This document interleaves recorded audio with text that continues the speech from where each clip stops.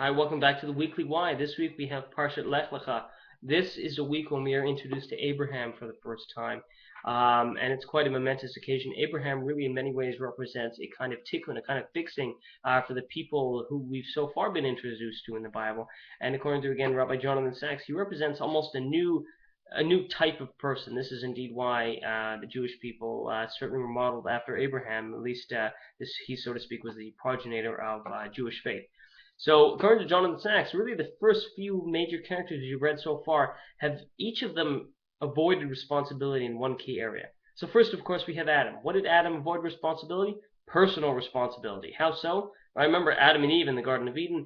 God says you can eat anything except for the tree in the middle, tree of the knowledge of good and evil. So, of course, Eve eats it. She gives it to Adam. Adam eats it. And what does he do? He says, when questioned by God, he says, well, it was because of that woman you gave me who did it, right? In other words, avoiding personal responsibility. He didn't say, I did it, didn't own up to it. Next, of course, we have Cain, from Cain and Abel, the sons of Adam and Eve. So Cain, of course, kills Abel, and God asks Cain what happened, and he says, will my brother's keeper? In other words, he's avoiding that moral responsibility. So first it was Adam with personal responsibility. He wasn't taking responsibility for his decisions. Next we had Cain avoiding moral responsibility. In other words, you just killed somebody. You robbed him of life. The first time that's happened in the Torah, and yet, you are avoiding taking that moral responsibility. So what did Abraham do? So when we had with Adam, he avoided personal responsibility. What did Abraham do? He accepted personal responsibility when God said, Lech Lecha, leave for yourself, leave your father's land, leave the place of your birth. He did it. He did it because he took responsibility for it and he made that difficult change. That's Abraham taking personal responsibility the way Adam didn't. How did Abraham, accept moral responsibility? He did it when, of course, his nephew Lot was captured, kidnapped during a regional war. And so this is what he did. He accepted moral responsibility. Next, we have collective responsibility, right? Who failed in that? That was Noah.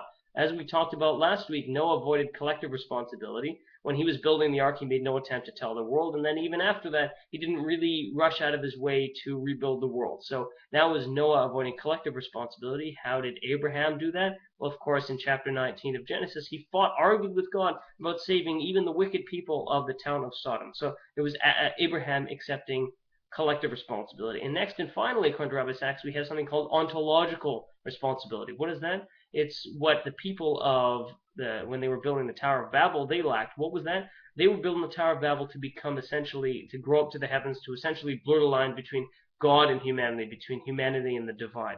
And so essentially they were saying, they were denying the responsibility of humanity having any kind of answering to anybody else. And Abraham, of course, represented very much the opposite of that. He was the trailblazer for ethical monotheism. So again, we have Abraham really representing a whole break in responsibility compared to everyone else we've read before. Everyone else we've read before really has represented avoiding some responsibility or another, and Abraham represented a very much different kind, someone who really took the bull by the horn and accepted responsibility. So what is responsibility from the Jewish perspective? Responsibility is not, as we see, or freedom.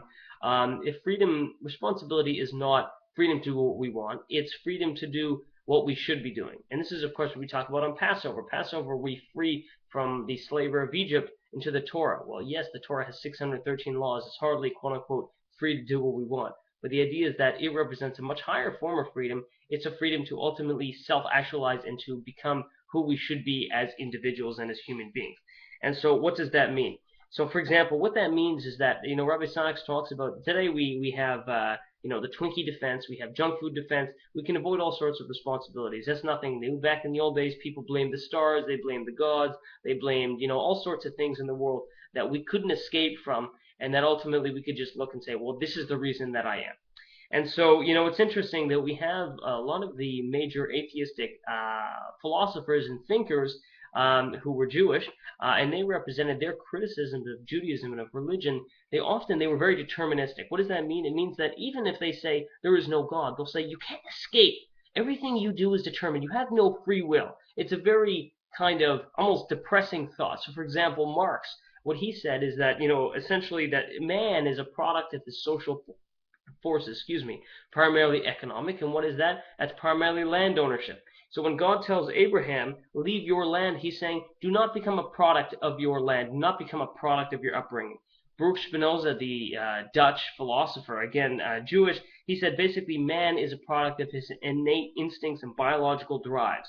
And so, of course, that's when God said to Abraham, leave the circumstances of your birth. In other words, saying, break away from that. You are no longer a product of that either. And of course, lastly, Sigmund Freud of the last century, he said that we are the way we are because of our childhood, our early years, our parenting. So this is, of course, why God said to Abraham, leave your father's house. So, of course, whether we are leaving our land, the circumstances of our birth, or our father's house, God is saying that we have to escape each of that, and we are not a product of our external sources. Of course we are, but we need to break out of that. And ultimately, Judaism, when we say freedom, we mean we determine our own freedom. And when we say responsibility, we are not a victim of circumstance. We are not, looking at ourselves as innocent victims. We are looking at ourselves who shape our own future. So that's my blessing and wish for ourselves, that we can all emulate Abraham and not be victims of circumstance, but determine our own futures.